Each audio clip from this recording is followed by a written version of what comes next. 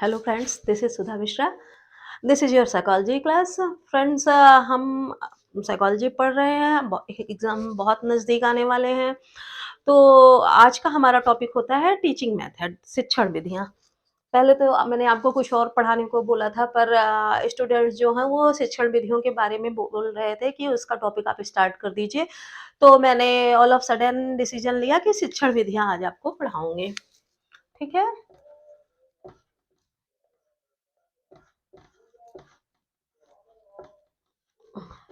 शिक्षण विधियाँ।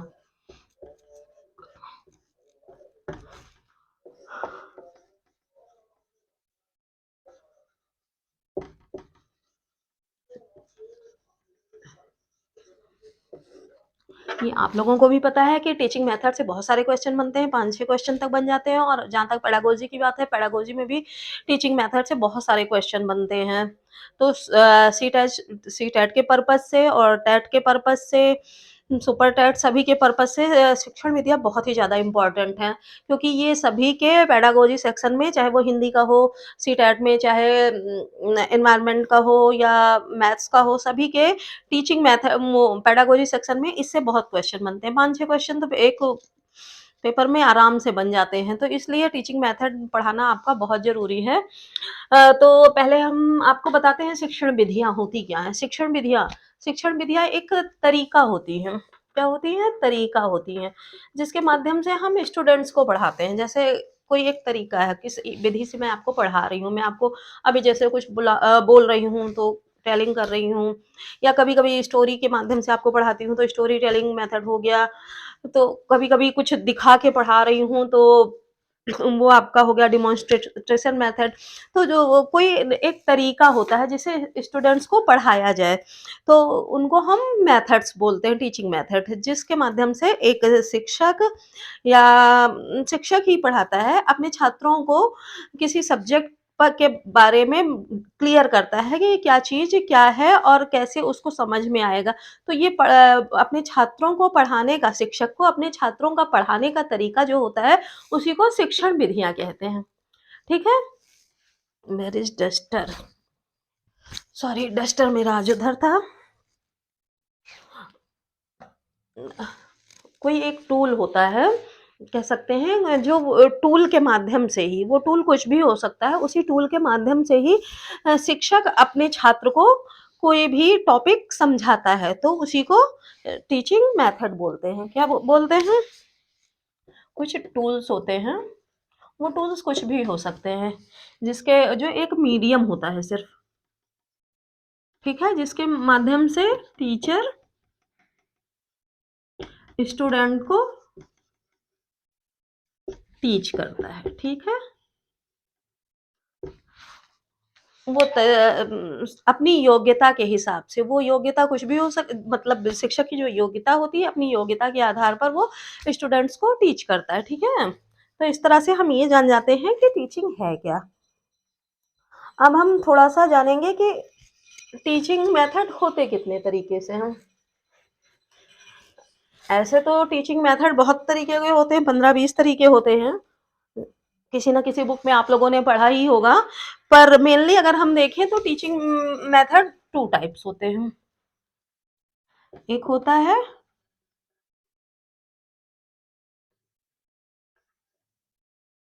Teacher centred, और दूसरा क्या होता है?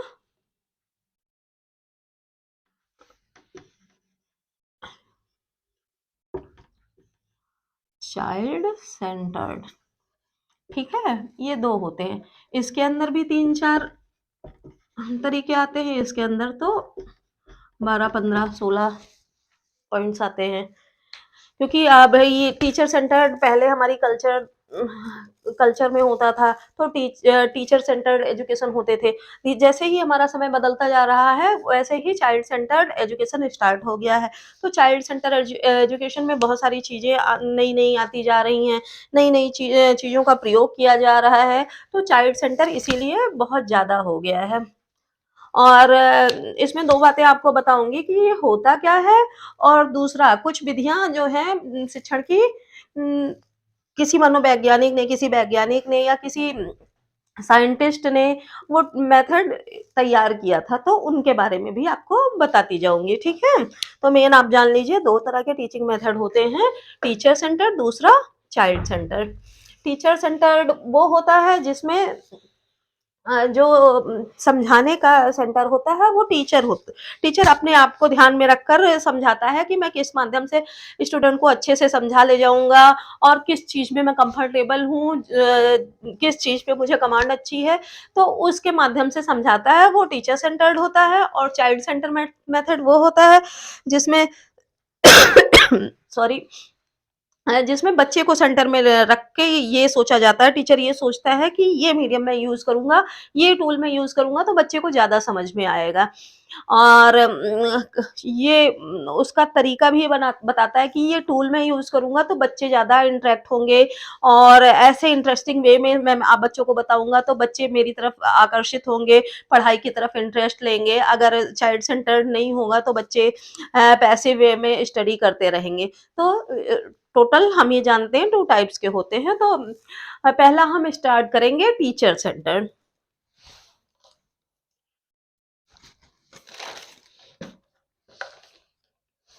टीचर सेंटर्ड का पहला है व्याख्यान विधि। क्या है? व्याख्यान विधि, ठीक? जिसको लेक्चर मेथड भी बोलते हैं हम। देखिए नाम से ही क्लियर हो रहा है कि इसमें जो टीचर होता है वो लेक्चर देता है। उसके पास कुछ चीज़ें होती हैं, कुछ मीडियम होता है जिसके माध्यम से वो अपने स्टूडेंट्स को वो अपने व्याख्यान प्रस्तुत करता है उनके सामने, इसीलिए इसको क्या बोलते हैं? Chalk and talk method.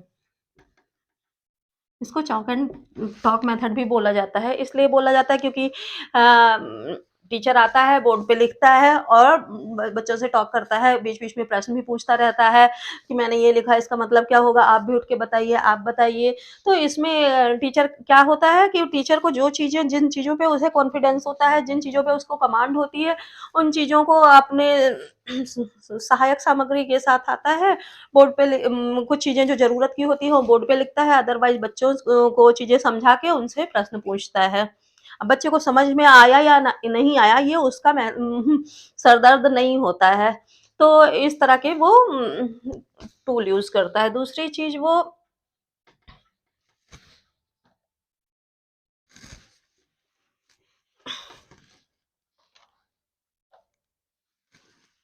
अ, जो ये चॉक एंड टॉक मेथड या व्याख्यान विधि है, इसमें कुछ चीज़ें होनी चाहिए। ये अच्छी विधि तो है, मेन तो ये है क्या है टीचर सेंटर्ड है।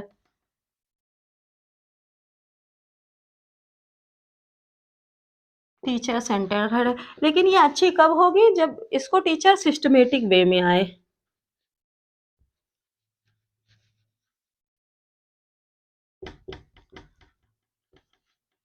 सिस्टमैटिक वे में टीचिंग करे तभी ये सक्सेसफुल हो सकता है। नहीं टीचर क्लास में आया, उसने ये भी नहीं बताया कि कहाँ किस पॉइंट पे हम बोल रहे हैं, कहाँ शुरू किया, कहाँ खत्म किया। बच्चे से प्रश्न भी पूछ लिया, बच्चे को डाँट भी दिया कि तुम ध्यान नहीं दे रहे हो। तो इस तरह से वो क्लास सक्सेसफुल नहीं होगी। वो कोई बच्चे अलग ध्यान दे रहे हैं, कोई नहीं ध्यान दे रहे हैं और कभी बच्चा कुछ समझना चाहता है, कभी कुछ समझना चाहता है। एक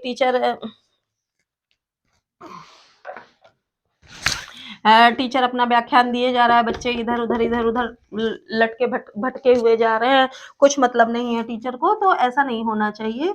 ये सिस्टमैटिक वे में होना चाहिए, ठीक है? ये सब चीज़ें नहीं होनी चाहिए। हाँ, टीचर जो है वो टीचिंग जो है थोड़ी क्या होनी चाहिए, इम्प्रेसिव होनी चाहिए।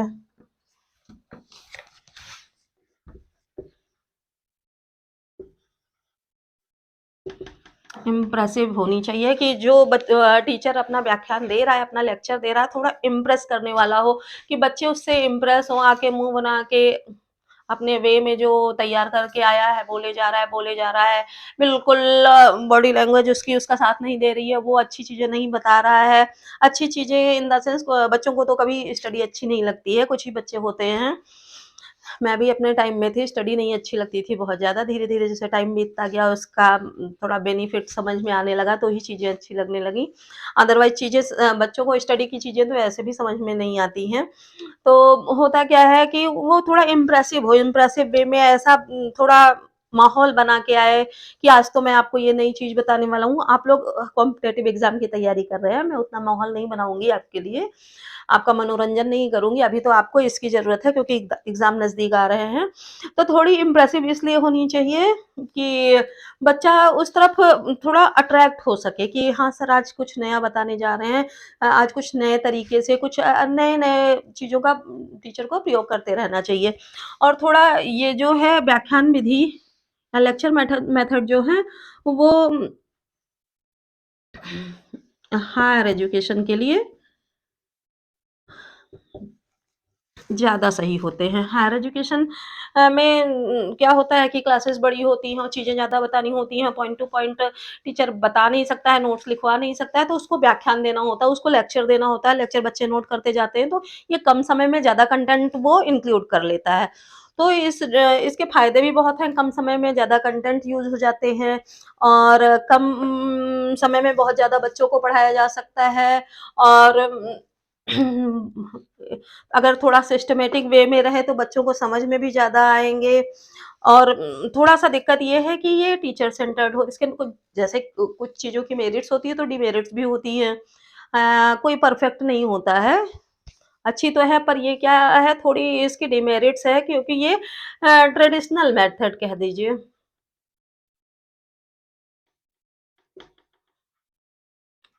ट्रेडिशनल मेथड है थोड़ा, पहले के समय में व्याख्यान विधि चलती थी और दूसरा कह सकते हैं कि ये बच्चे थोड़ा पैसिव वे में हो जाते हैं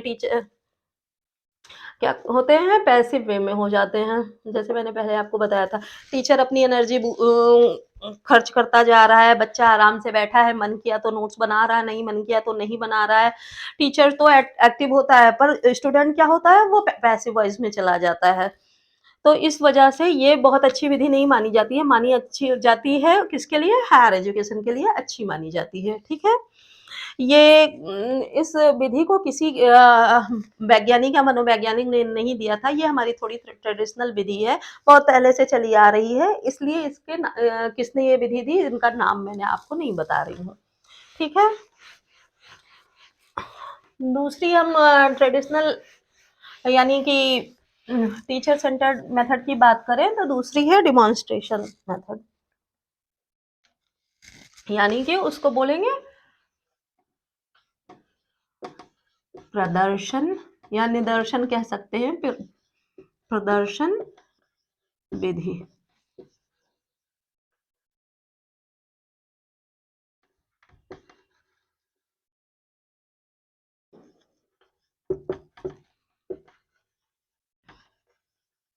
डेमोंस्ट्रेशन मेथड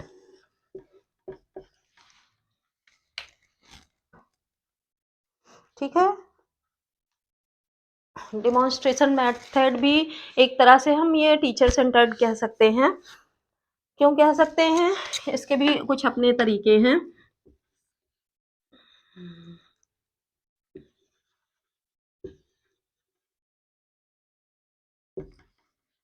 इसमें होता क्या है बेसिकली इसमें कोई टीचर क्या करता है चार्ट मॉडल या फिर कोई मैप या जैसे मान लीजिए ग्लोब बता रहा है तो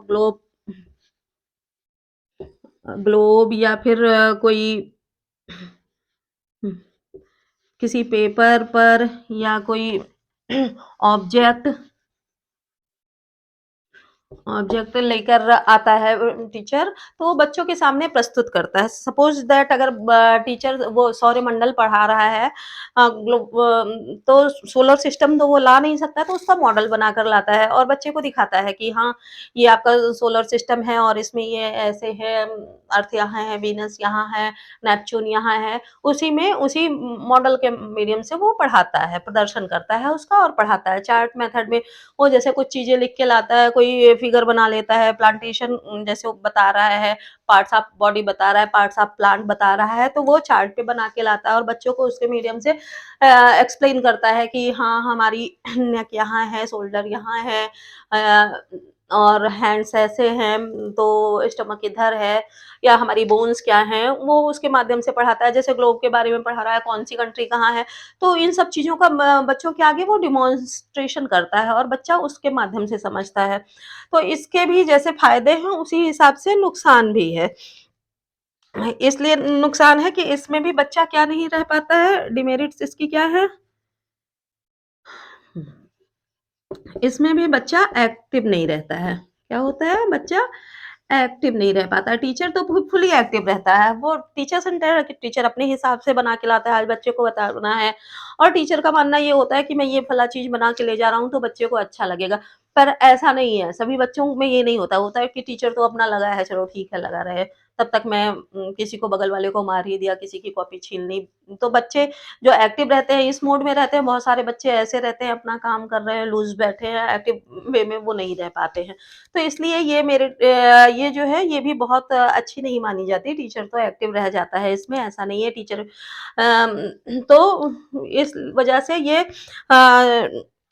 बहुत ज़्यादा अच्छी नहीं मानी जाती है। टीचर सेंटर्ड एजुकेशन वैसे भी बहुत ज़्यादा यूज़फुल नहीं माना जाता है। इसी वजह से चाइल्ड सेंटर चीज़ें दिखाई दी गई हैं। अब अगर हम बात करें तीसरी चीज़ की, इसमें थोड़ा जो टीचर सेंटर मेथड होते हैं, उसमें ये भी होता है कि बच्चों की जो व्यक्तिगत विभिन्नता होती है, उसके बारे में टीचर थोड़ा पता नहीं लगा पाता है। क्यों टीचर सेंटर एजुकेशन बेकार माना गया?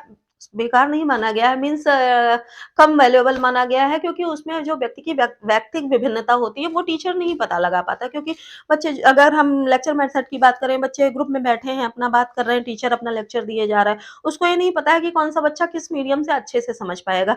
और अगर डेमोंस्ट्रेशन मेथड की भी बात करें, तो उसमें भी बच्चा ये नहीं समझ पाता है कि ये किस चीज़ से मैं कौन-सा मॉडल लाया हूँ, किस बच्चे को उससे समझ में आ रहा है, किस बच्चे को नहीं समझ में आ रहा है। तो ये फुली वैल्यूएबल नहीं मानी जाती है, या इससे ज़्यादा बहुत ज़्यादा इम्प्रूवमेंट देखने को नहीं मिलता है। एक और है जिसको टीचर सेंटर्ड कहा जा सकता है,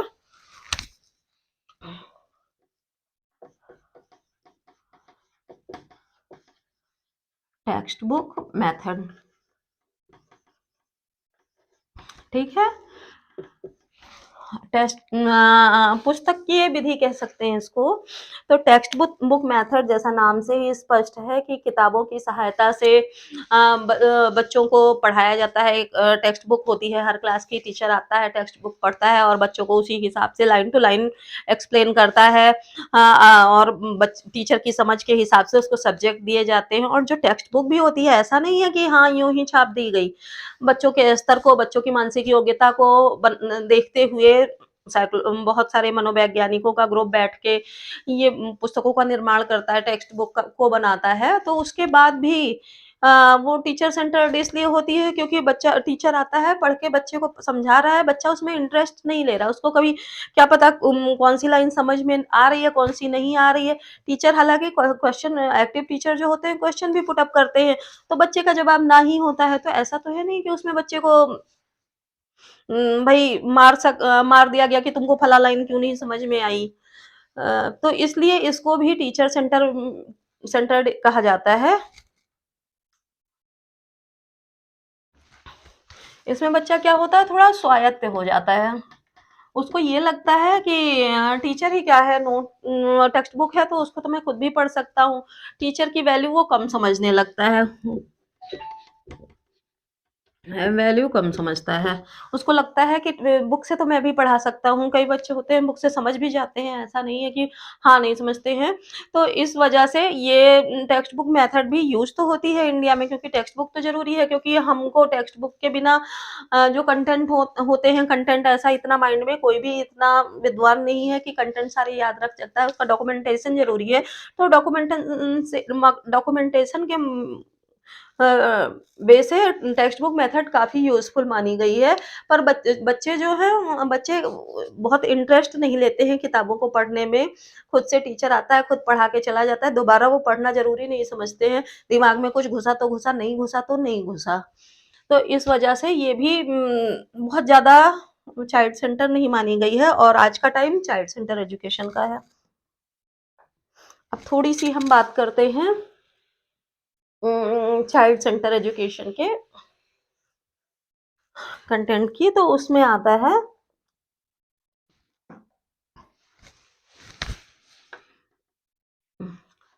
विधि ही हम कह लेंगे, 2 भागों में भले बाँटी गई हो, 3 हमने पढ़ी, चौथी विधि है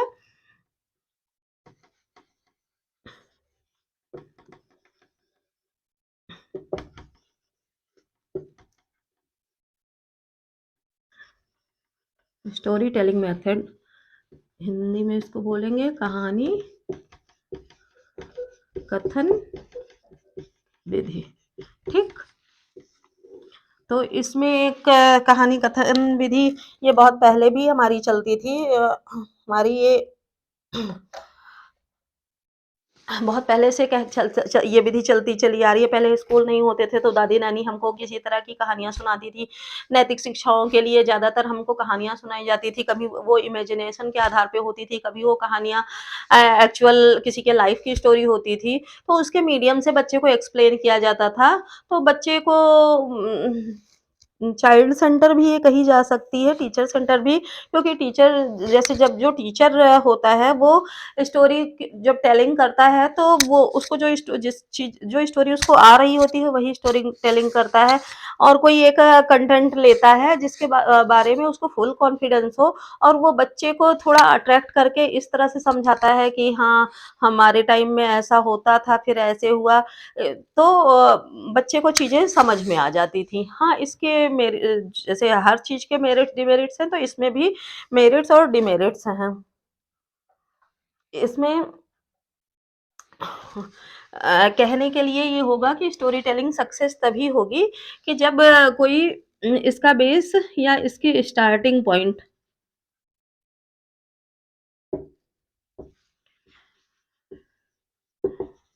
जो हो वो इंटरेस्टिंग हो,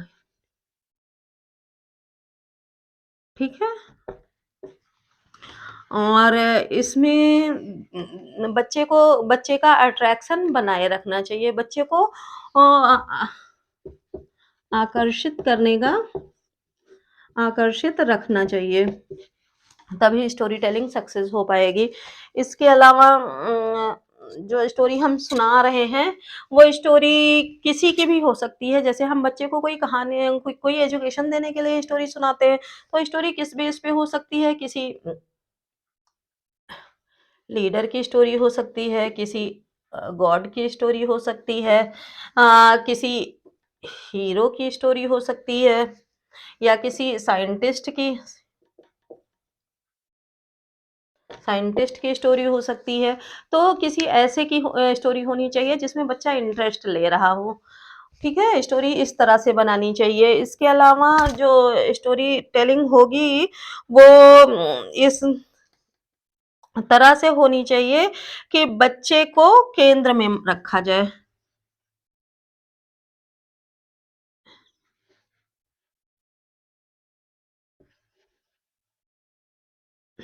चिल्ड्रन को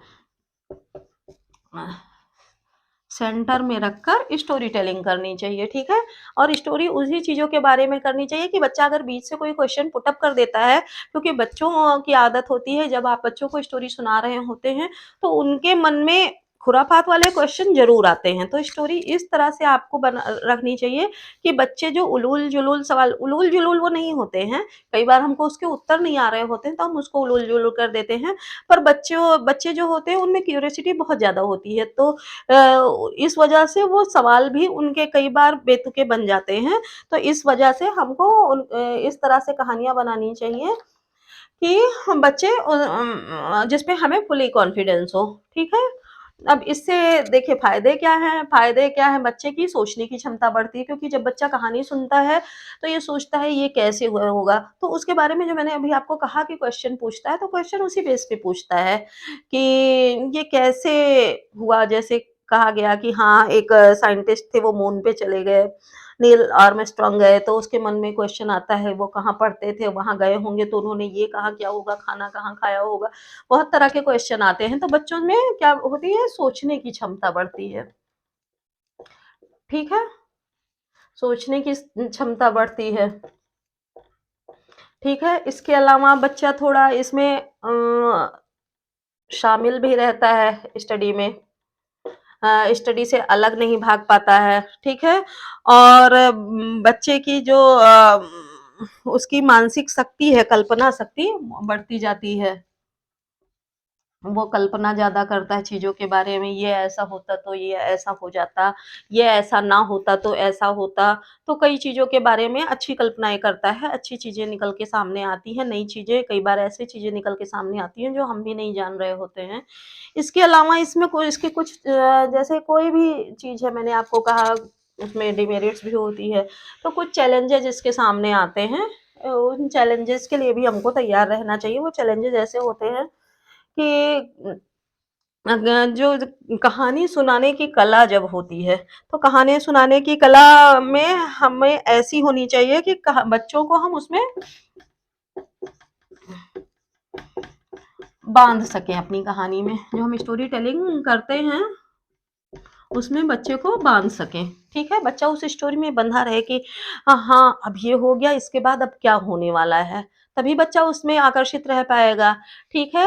और दूसरा ये होता है कि स्टोरी इस तरह होनी चाहिए कि उसका जो स्टार्टिंग पॉइंट मैंने आपको कहा था, तो जहाँ से पॉइंट बेस होनी चाहिए कि जहाँ से स्टार्ट हुई, वो उसकी एंडिंग जो है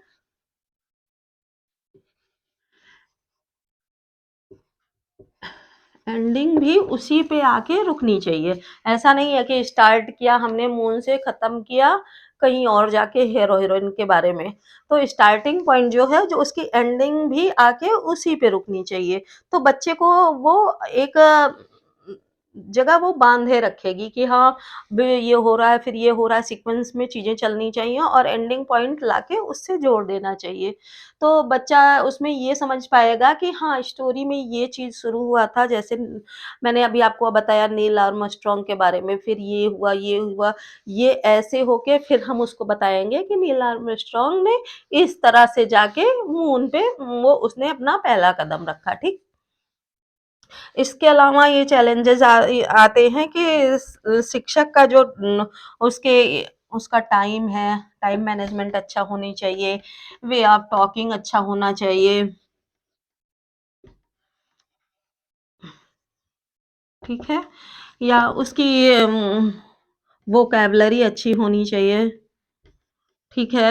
इसके अलावा अ, उसकी वॉइस जो है वॉइस क्लियर होनी चाहिए। कई बार बच्चे टीचर की वॉइस का ही मज़ाक उड़ा देते हैं, तो ये सारी चीज़ें क्लियर होनी चाहिए। तो ये चैलेंजेज़ आते हैं टीचर के सामने भी कि कैसे स्टोरी टेलिंग करनी है, ठीक है? अ, तो इन चैलेंजेज़ को लेते हुए स्टोरी टेलिंग करनी चाहिए। अभी बहुत सारे मेथड बचे हैं स्टूडेंट, आज थोड़ा गले में प्रॉब्लम हो रही है, थ्रोट प्रॉब्लम है, तो इस वजह से अभी मैं आज क्लास खत्म करती हूँ, कल बाकी की क्लासेस में बाकी के मेथड्स आपको पढ़ाऊँगी। पूरा नहीं पढ़ा पा रही हूँ, इसके लिए सॉरी। हाँ, एक रिक्वेस्ट आपसे है कि आप जितने भी लोग इसको देखते जाएँ, लाइक, शेयर ज़रूर करें, कमेंट भी ज़रूर करें, जिससे हमारा मनोबल बढ़ता रहे और आपकी साइकोलॉजी का पूरा कोर्स सीटेट से पहले मैं कंप्लीट करने की कोशिश करूँगी। थोड़ा सीज़न खराब है, इस वजह से वॉइस भी खराब हो रही है, पर मैं अब थोड़ा ध्यान दे रही हूँ, ठीक है? तो आपको जो चीज़ें समझ में नहीं आई हों, कमेंट सेक्शन में आप ज़रूर डालिए और जैसे भी प्रॉब्लम आ रही है उसको भी मुझे बताते जाइए, लाइक कमेंट करते रहिए, मेरा मनोबल बढ़ाते रहिए, शेयर भी करते रहिए और नेक्स्ट मेथड्स बताने तक के लिए थैंक यू सो मच।